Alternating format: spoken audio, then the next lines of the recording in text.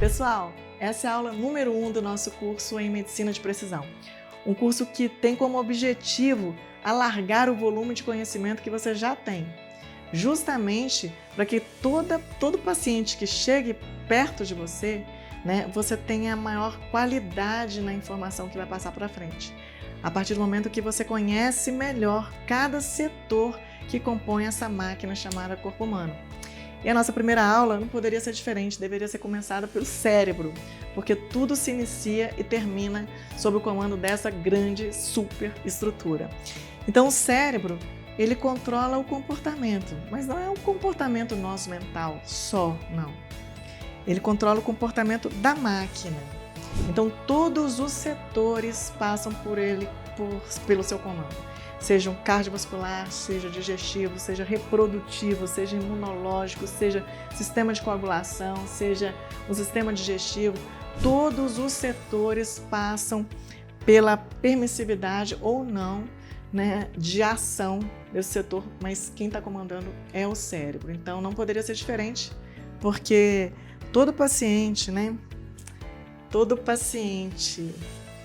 à sua frente, seja você um psiquiatra, um psicólogo, um personal trainer, uma fisioterapeuta, um médico, um nutricionista, esse paciente tem um cérebro. E ele tem, dá para ver aqui, o tamanho da potência em relação ao domínio do restante do corpo. Você tem que conhecer, pelo menos, o básico. Então, essa estrutura, ela é dividida anatomicamente em várias outras partes.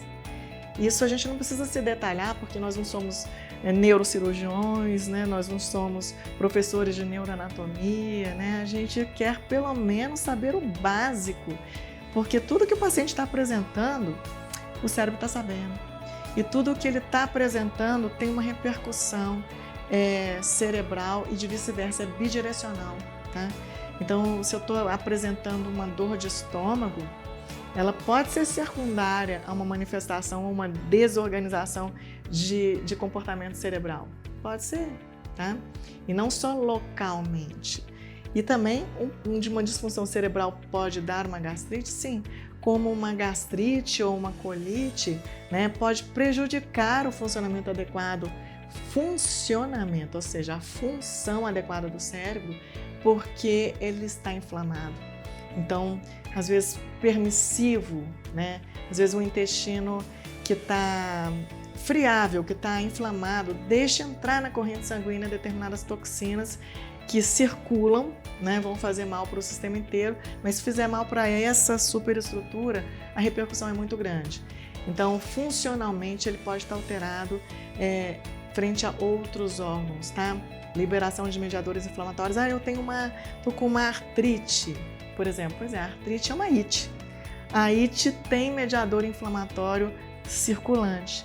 Então, se tem mediador inflamatório, são os hormônios os hormônios inflamatórios, as citoquinas inflamatórias, através das quais fazem com que o sistema imunológico se comunique com as inúmeras células que o compõem.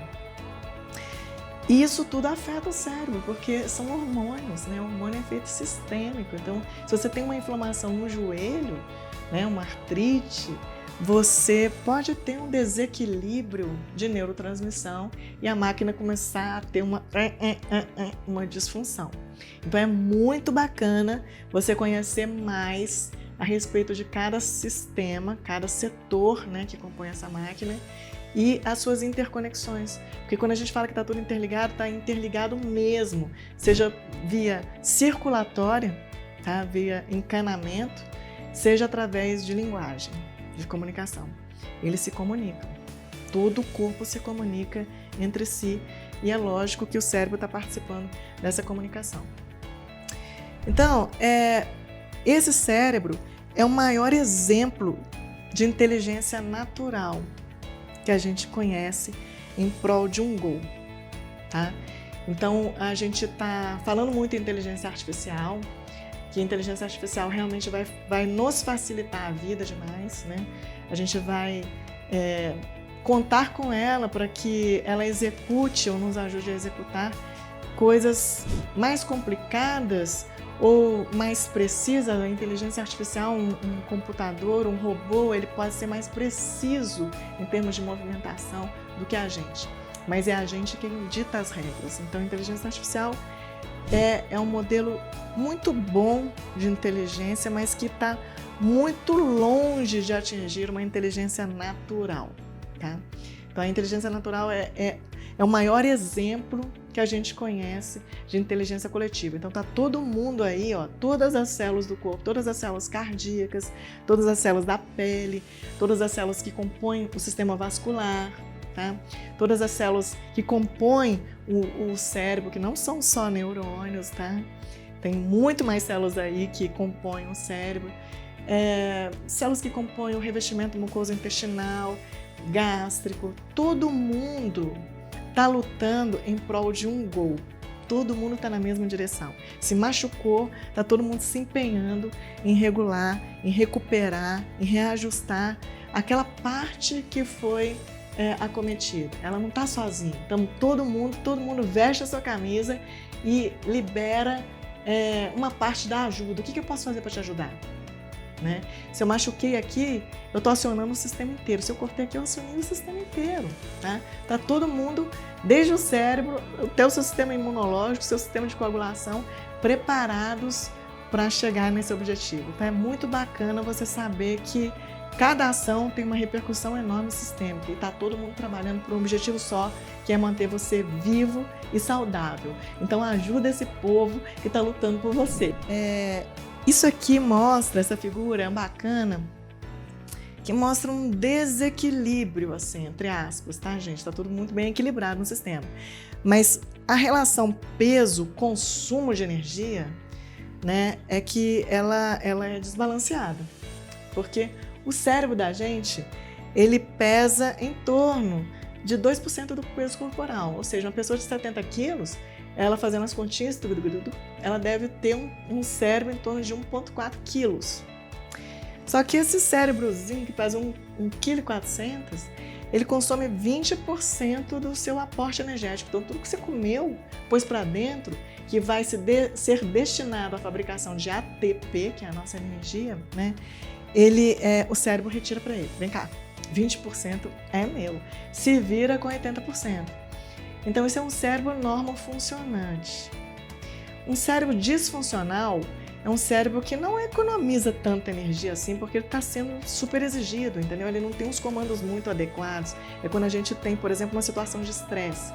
Então, ele está muito exigido, ele está amplificando a ação de todos os setores, inclusive do sistema imunológico, inclusive do sistema de coagulação, inclusive do sistema cardiovascular, do sistema muscular, do sistema ósseo. Tá? Então ele tira a energia dos outros e põe nesses que estão sob maior pressão, né? Sob maior exigência. Então o cérebro disfuncional ele gasta até 30%, às vezes 35% do seu aporte energético total. E aí vem aquela questão, gente, eu estou adoecendo fácil, né? O paciente vem numa sucessão de infecções, uma atrás da outra. Parece que não cura. Não, eu estou com uma gripe que dura 2 semanas, 1 mês, que eu não consigo curar. Mas não é que você não consegue curar. É porque a distribuição, a administração energética, ela está adequada. Porque quem está fazendo essa administração de combustível é o cérebro. Mas ele está super exigido por muitas das vezes ameaças externas ao sistema e que ele tem que responder à demanda. Então ele está consumindo alta quantidade de oxigênio, ele está consumindo mais combustível do que deve, ele está gastando mais soldados do que deve, está perdendo munição, etc. E ele está consumindo mais. Se ele está consumindo mais, sobra menos para o restante do corpo. Então sobra menos para o sistema de defesa, vamos dizer assim, né? Então o sistema imunológico, o sistema muscular, músculo esquelético, por exemplo, você vê o paciente perder musculatura, né? Derrete a musculatura, porque não está conseguindo se regenerar, não está conseguindo nem manter a musculatura, está sendo usada como fonte, inclusive, de energia. E isso tudo tem que passar pela nossa cabeça, tá? A gente tem que entender que o paciente que não se cura de uma infecção prévia, esse paciente provavelmente tem algum desequilíbrio na distribuição de combustível ou aumento de demanda em determinada área. Então, é preciso saber. esse grande consumo de energia, 20% no basal, da sua energia é consumida por uma estrutura que pesa 2% do corpo, tá? Então, isso é muito importante a gente saber dessa distribuição. Então, olha aqui, ó, 2% do peso corporal é geralmente o que pesa uma estrutura cerebral. Então, uma pessoa de 70 quilos, o cérebro dela pesa 1,4 kg. Ele consome 20% da energia que é posta para dentro. E se você pôs para dentro e não foi absorvido adequadamente? E se você tem um problema de absorção, uma gastrite crônica, uma colite, que não é o fato de você ter posto para dentro que você ofereceu todo o conteúdo ao sistema. E o cérebro está roubando 20%, entendeu? Do que foi ofertado. Então, obviamente, as partes que ficam, que vão ser desfavorecidas, vão ser as partes mais vulneráveis. Tá? Então, não ganho musculatura. Realmente, não está sobrando energia para se refazer uma musculatura após um estímulo de uma sessão de musculação, por exemplo. Porque o paciente está estressado, ele às vezes está gastando mais do que 20%. Né? Está adoecendo demais, porque está gastando mais do que 20% desse cérebro, ele não dorme direito, né? Não tem tempo de pausa, ele tem aumento de demanda e, obviamente, sobra menos para o restante do corpo, que também está exigindo um maior aporte energético. Então, o cérebro, ele controla tudo isso daqui sem a gente saber, né? A nossa motilidade, o ciclo vigília-sono, a temperatura, a frequência cardíaca, a frequência respiratória e o volume de água. Então, isso é o mínimo, tem muito mais envolvido nisso. Mas é preciso saber que isso está ocorrendo e toda hora, tá? Então, como o cérebro está controlando tudo, ele não consegue tomar consciência de tudo aquilo que ele está controlando, né? Eu vou ovular dia tal, liberar tantos óvulos, né, para serem fecundados. Eu vou espessar um endométrio tantos milímetros. Eu vou liberar a quantidade de suco gástrico porque essa digestão exigiu isso aqui, essa concentração, porque essa digestão dessa carne que eu comi exigiu isso daqui. Não tem jeito de a gente saber tudo isso, né? Então ele delega para um executivo chamado sistema nervoso autônomo. E esse sistema nervoso autônomo é aquele velho conhecido nosso, né, que se subdivide ainda em sistema nervoso autônomo simpático e sistema nervoso autônomo parasimpático. Isso aqui é o básico que a gente precisa saber na hora de estar diante de um paciente, tá? Porque isso aqui está ocorrendo. E você tem que saber se o seu paciente está nesse lado ou se ele está desse lado. Porque as implicações clínicas, sintomatológicas, a somatização vai nos mostrar, são sinais percebidos pelo profissional, né, que tenta, se coloca nessa posição de fazer uma promoção, orientação ou tratamento da saúde desse paciente. Então ele tem que saber que isso aqui está ocorrendo e que determinados sintomas derivam, né, de um desajuste do sistema nervoso central, tá? Então, voltando aqui, tudo isso aqui está sob o domínio do sistema nervoso autônomo, tá? Que é o executivo do sistema nervoso central. Então, tudo que pode estar acontecendo aqui, o cérebro tem uma participação considerável em cima disso. Então, os órgãos do sentido, né? A gente tem paladar, a gente tem olfato, a gente tem tato, a gente tem visão, a gente tem audição, ou seja, os 5 órgãos de sentido, né, são receptores. A gente tem sensores no corpo inteiro, nós somos uma máquina. Então, a gente sente o cheiro, né? A gente vê alguma coisa, o mais potente deles é a visão. Quando a gente não tem a visão, a gente amplifica os outros sistemas, tá? Para que haja uma substituição e a gente não fique tão a desejar em termos de percepção do ambiente. Então, a partir do momento que a gente percebe algo, a gente enxerga alguma coisa que é agradável, ou a gente enxerga alguma coisa que é desagradável, ou a gente cheira alguma coisa que é boa, ou a gente cheira uma coisa que é ruim, ou a gente escuta algo que nos alegrou, ou escuta algo que nos entristeceu, isso vai ser processado, né? Todos esses estímulos externos vão ser processados por um sistema que se localiza dentro do cérebro, né? Você pegar o cérebro e rachar ele no meio, ele já é rachado, né? Já tem o hemisfério direito e esquerdo. Mas você abrir ele no meio, parecendo uma mexerica, né? Você vai achar uma estrutura em círculo, que é o sistema límbico. Esse sistema límbico, ele está diretamente ligado aos órgãos receptáculos, né? Os nossos receptáculos, nossos sensores. E eles vão processar essa visão, essa audição, esse cheiro, esse tato, esse paladar, né? Em termos de emoção. E a emoção é a expressão comportamental, né? Ou fisiológica do que a gente recebeu em relação ao meio. Então é muito bacana. A gente sente, percebe, né? O meio, porque nós somos uma máquina, eu posso andar para frente ou não posso. Então a gente tem as 4 emoções básicas, né? Alegria, tristeza, medo e raiva, e que fazem com que... São todas positivas, tá? Parece que a gente só tem uma emoção positiva, que é a alegria, né? O resto tudo é emoção negativa. Raiva, medo e tristeza, né? Então a gente acha que é tudo negativo. Não é. Tá? São todas positivas, que vão fazer a gente se aproximar de algo que faz bem para o sistema e se afastar de algo que faz mal para o sistema. E aí deriva o nosso comportamento. Então, as emoções, elas automaticamente, a partir do momento que elas são processadas, elas têm uma distribuição periférica, ela tem uma distribuição sistêmica, que é fisiológica, ou seja, ela vai aumentar uma frequência cardíaca, mas ela aumenta a frequência cardíaca como? Só no medo? Só no exercício? Não, ela aumenta a frequência cardíaca de alegria também, né? São os mesmos neurotransmissores. São processados e emitem uma resposta fisiológica ao sistema. E comportamental, às vezes motora, né? Você pula de alegria diante de alguma coisa boa, né? Ou você enruga a testa diante de uma surpresa, né? De algo que não se processou tão bem, né? Foi uma surpresa para você. Então isso dita o nosso comportamento, tanto fisiológico, autonômico, visceral, tá? Quanto motor.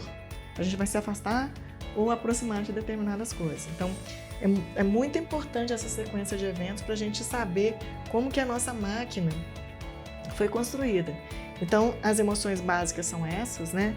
Medo, raiva, tristeza e alegria, né? Fazem parte, elas vão levar tudo isso para o sistema neuroendócrino, que se comunica com o resto do corpo a partir do sistema límbico, né, que a gente, lembrando, rachando o cérebro no meio, tem uma estrutura lá circular em ambos os hemisférios, que se comunicam com o resto do corpo. Então, a gente vai liberar substâncias que vão fazer com que você respire mais rápido, você bata o coração mais rápido, a artéria fecha, aumente sua pressão, para de liberar suco graxo, para de salivar, aumenta a força muscular, etc., dependendo do comando, tá? Dependendo do que foi percebido a partir do meio e distribuído na relação. Responde desse jeito, entendeu? O negócio, a gente recebeu essa informação e você se comporta desse jeito. Então, o sistema neuroendócrino faz com que a gente tenha respostas fisiológicas, que é a somatização, é a transformação do que está na cabeça no corpo, ou seja, a expressão do pensamento no corpo. É muito bacana quando você entende tudo isso. Então, aqui mais uma figura ilustrando isso daqui, né, as interconexões do cérebro, né, a partir do sistema nervoso central e com as distribuições periféricas, controlando tudo, o sistema reprodutivo, o sistema geniturinário, gastrointestinal, o hepático, tá? A motilidade, a visão, né, as glândulas, né, para digestibilidade, as frequências respiratória e cardíaca, e elas também têm conexões entre si, que não foram, né, expressas na imagem, mas elas também são interconectadas, né? Lembra daquilo que a gente falou, que é o maior exemplo, né? O nosso corpo é o maior exemplo de uma inteligência natural e coletiva, né? Com o objetivo de te manter vivo e saudável. Tá todo mundo trabalhando para isso. Então a gente, ao invés de apenas saber prescrever uma remediação, né, um medicamento, eu acho que a gente precisa descobrir, né? A gente está descobrindo, a gente não conhece o sistema não, gente. A gente está descobrindo o que já existe, entendeu? Então tá tudo aí funcionando independente do nosso conhecimento.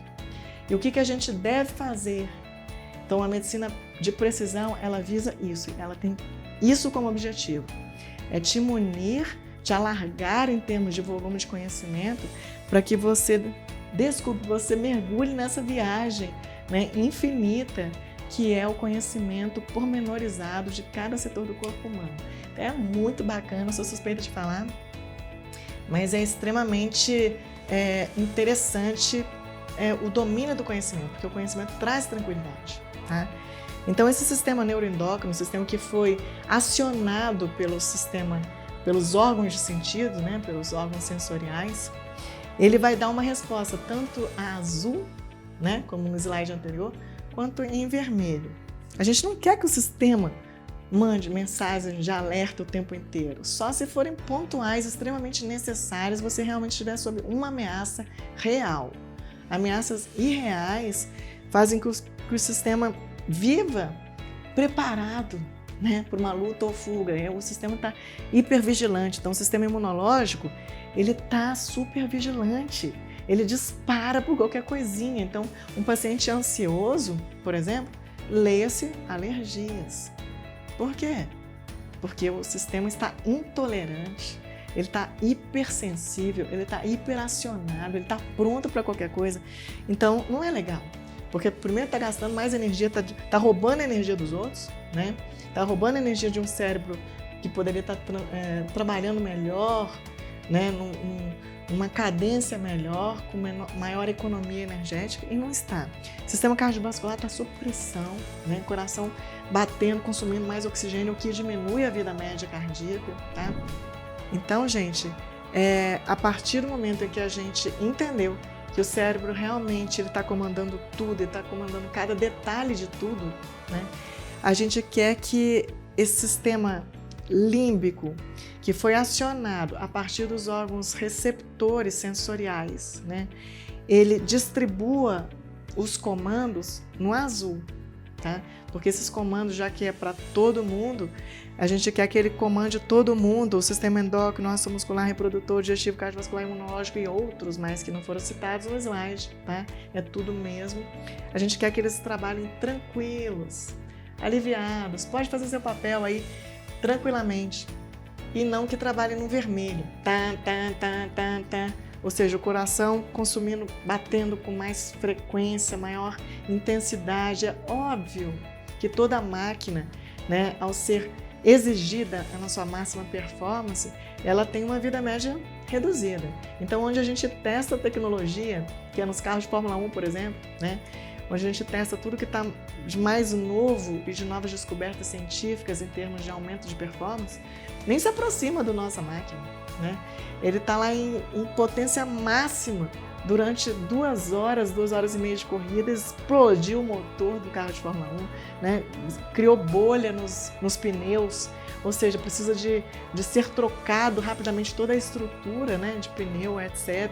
E o motor retira o carro da competição.